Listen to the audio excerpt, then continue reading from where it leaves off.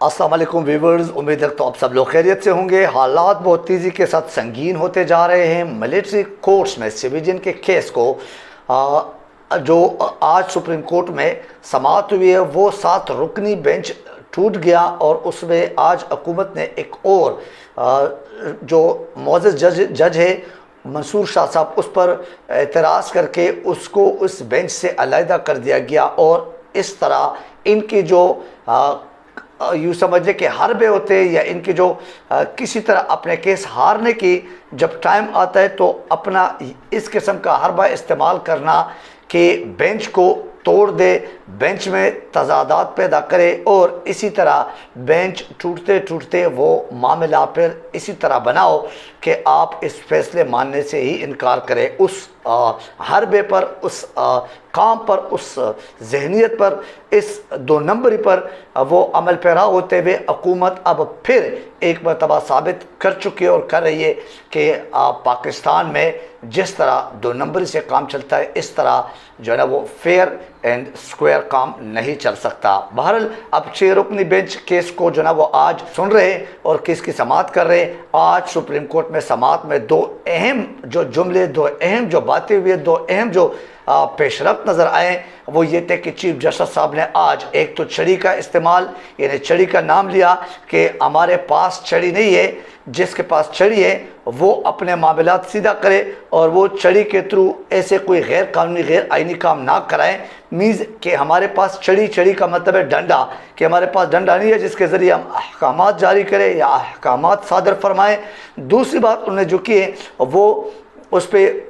Chief justice ने इस समाअत के दौरान किया कि पहले भी तअम्मुल का मुजाहरा किया है हमने। मीस के 90 दिन में जो इलेक्शन के हवाले से हमने एक सुमोटो लिया था या हमने जो एक हुक्म जारी किया गया था, हमने एक फ़ैसला दिया था, उस पर भी हमने खामोशी इख्तियार की, हम एक कदम पीछे हट गए और हमने सिर्फ इस मुल्क में सिस्टम को डिरेल करने से बचने के लिए ये सब कुछ किया था। कहीं ऐसा ना हो कि हमें मजबूर किया जाए और हम ऐसा कोई एक्शन ले जिससे तसादुम, जिससे खाना जंगी, जिससे इस किस्म के मामलात पैदा हो जाए। और इस तनाजुर में ये जो बात चीफ जस्टिस साहब ने की है ये वाकई कुछ लोगों को, मुक़्तदर शख्सियात को और कुछ जो इस पीडीएम के हैंडलर्स है उनको वाकई ये बात हज़म नहीं हुई, उनको ये बात उनसे बर्दाश्त नहीं हुई, क्योंकि सच और हक बर्दाश्त करना हर किसी का काम नहीं है, ये हर मर्द मुजाहिद का काम नहीं है। बहरहाल फिर उसके बाद DGISPR साहब प्रेस कॉन्फ्रेंस करता है और उसी के रद्द-ए-अमल में DGISPR साहब जो बातें करते हैं, जो अपना प्रेस कॉन्फ्रेंस टोटली नाम लिए बगैर इमरान खान को या PTI को टारगेट बना रहे थे और उस हवाले से जो बातें कर रहे थे 9 मई की आड़ में जो कुछ बोला वो भी आपके सामने रखूँगा। मैं आपको इसी समाअत की, चीफ जस्टिस की और अंदर के जितने भी इस समाअत में मौजूद लोग थे उनके थोड़े बहुत जो तासुरात थे, जो बयानात थे,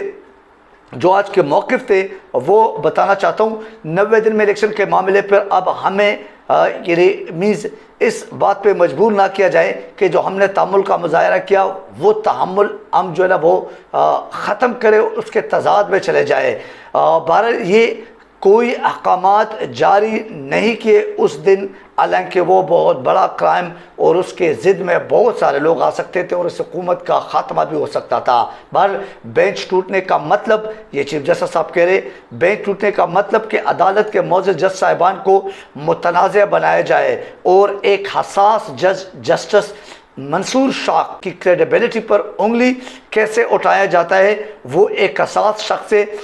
चीफ जस्टिस ने कहा कि सुप्रीम कोर्ट को दागदार ना बनाया जाए और सुप्रीम कोर्ट के हवाले से इस किस्म के जो आपके हर्जा सराइये या जो साजिशी मनसूबाबंदी के तहत काम हो रहा है उसको सामने ना ले जाए, उसको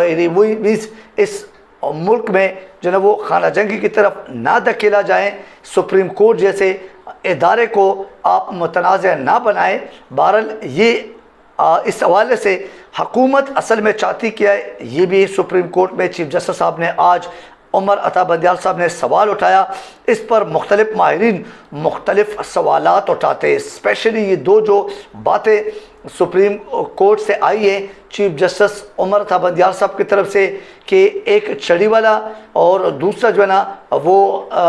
तहम्मुल का मुजाहरा 90 दिन में जो आइन के मुताबिक इलेक्शन कराने थे पंजाब के, वो ना हो सके और वो सुप्रीम कोर्ट के फैसले से इनकार हो गया, तो उस पर बहुत ज़्यादा सख्त रद्द-ए-अमल यूँ समझ ले आया है। और उस पर मुख्तलिफ राय रखते मुख्तलिफ माहिरीन और मुख्तलिफ जो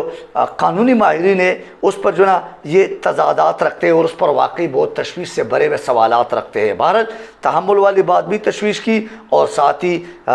इसका जो इजहार किया जिस अंदाज में किया, लतीफ़ कोसा साहब ने कहा अब ये केस हारता हुआ हुकूमत को नज़र आ रहा है, इसी वजह से ये हरकतें की जा रही है। अगर हालत ख़राबी की तरफ जाएगी फिर मुल्क मुतहम्मिल नहीं हो सकता। ये माहिरीन कहते हैं। पार्लियामेंट में लाइक माइंडेड जजेस कहा गया, चीफ जस्टिस साहब ने आज ये भी कहा। और इस तरह तज़हीक आमेज़ जो बातें हैं या जो मामलात है वो हमारे ऊपर यानी सुप्रीम कोर्ट के ऊपर, मौजूद जज साहिबान के ऊपर ना लाया जाए और ना बोला जाए। लिहाजा ये तज़हीक मत करे। हुकूमत के हवाले से इस किस्म का रवैया ये नाकाबिल बर्दाश्त है। सलमान अकरम राजा साहब का कहना था कि बुनियादी इंसानी हुकूक का मामला है, इस पर मंसूर शाह साहब को एटलीस्ट इस बेंच से अलग नहीं होना चाहिए। लेकिन मंसूर शाह साहब ने कहा कि मैं इस किस्म के मुतनाज़ अंदाज में अगर किसी बेंच का हिस्सा हूँ तो मैं कभी भी नहीं बनूँगा, न मैं उस किस्म के केस में कभी बैठ सकता हूँ। बहरहाल ये मामला किसी और तरफ जाने वाला है। ये मामला हकीकत में बड़े ख़तरनाक मोड़ इख्तियार कर चुका है और जो तशवीश के एक ख़दशा था या एक तशवीशनाक हालत थी या एक ख़दशात से भरे हुए सवालात थे, वो अभी वाकई रियल में सामने नज़र आ रहे। वो हकीकत में उस तरह के हालात बनते हुए दिखाई दे रहे। नाज़रीन, इस मुल्क को वाकई अजीब व गरीब किस्म का एक खेल तमाशे वाला मुल्क बना दिया है। इस मुल्क को वाकई डाकू के राज वाला मुल्क बना दिया गया है। अगर आप इस मुल्क को देखें, बनाना रिपब्लिक हकीकत में इससे कुछ बेहतर नज़र आता है और उसके हवाले से जो हम सुन चुके वो इससे कुछ बेहतर हालत में है। बहरहाल दुबई में पाकिस्तान के आने वाले वज़ीर आज़म और इश्तिहारी के हवाले से बैठक हो रही है और इसके हकीकत में DGI का जो तहलका खेज सवालात से भरा हुआ, तशवीश से भरा हुआ एक प्रेस कॉन्फ्रेंस में उसका इससे भी थोड़ा बहुत ताल्लुक़ ज़ाहिर की जाती है और इससे भी कोई थोड़ा बहुत ताल्लुक़ यानी मिलता जुलता एक ताल्लुक़ नज़र आता है। सेम वही जो PDM के लोग यानी सियासी लोग कर रहे हैं। क्या ISPR साहब का इस टाइम पे इस वक्त ये 9 मई के वाक़यात के हवाले से, ये 9 मई का हवाला देकर इसी तरह का ये जो प्रेस कॉन्फ्रेंस है ये ज़रूरी था। इन हालात ये दबाव दो तरीक़ों से, दो बातों के लिए। नंबर एक, अदालतों पर दबाव जो कि चीफ जस्टिस साहब ने आज छड़ी का जिक्र किया है। दूसरा जो है ना वो यानी उसी का रद्द-ए-अमल जिसे आप कह सकते हैं, यानी ISPR साहब ने एक किस्म का एक रद्द-ए-अमल का इज़हार किया, गुस्से का इज़हार किया और चीफ जस्टिस को एक जैसे आप समझ सकते हैं कि एक हिडन वे में एक धमकी कह दे या एक जैसे आप कह सकते हैं कि एक धमाकाखेज़ अंदाज में जवाब दिया गया है। बहरहाल अब अगर दे दूसरा इसका जो पहलू है वो नवाज शरीफ की वापसी और सिविलियन का मिलिट्री कोर्ट में ट्रायल पर आज जो बात हुई है। बहरहाल नवाज शरीफ और सिविलियन का मिलिट्री कोर्ट में मामला, इन दोनों का मिलता जुलता जो एक लिंक है वो आज के जो ISPR का ख़ासकर जो एक प्रेस कॉन्फ्रेंस था वो इससे बिल्कुल लिंक दिखाई दे रहा है। वो इससे जो लोग हैं वो इसको इस किस्म के तनाजुर में देख रहे हैं। बहरहाल नवाज शरीफ की वापसी भी ज़रूरी है क्योंकि कमिटमेंट हो चुकी है। नवाज शरीफ की नाअहली ख़त्म करना भी ज़रूरी है क्योंकि पार्लियामेंट से, क्योंकि कौमी असम्बली से बाकायदा तौर पर मैंने डाकू को आज़ादी मिलने के मुख्तलिफ तरामीम के बिल जो है ना वो मंजूर होते और नए नए कवानीन बनाए जाते। बड़ा बड़ा यानी मजाक किस्म का एक हंसी वाला गेम जारी है और जब चाहें जैसे चाहें टाके करे, लूटो और कसोटो और जितना कर सकते हैं यहाँ पाकिस्तान को जो ना वो नोचो, पाकिस्तान को खराशो, पाकिस्तान के अवाम को डुबो दो, पाकिस्तान के अवाम को मरवा दो। बहरहाल डाकू जितने भी लोग हैं वो आज़ाद, वो बिल्कुल साफ़, वो बिल्कुल बिल्कुल ही दूध के धुले हुए, लेकिन हकीकत में जिसके ख़िलाफ़ सिर्फ़ और सिर्फ इल्ज़ामात की हद तक, सिर्फ़ और सिर्फ बदनीयती की हद तक, सिर्फ़ और सिर्फ इंतकामी कार्रवाई की हद तक जो मामलात है, उसको इतना बड़ा हवा देने वाले, उसको इतना बड़ा मामला समझने और समझाने वाले, और उसी पर आके इस किस्म के जो एक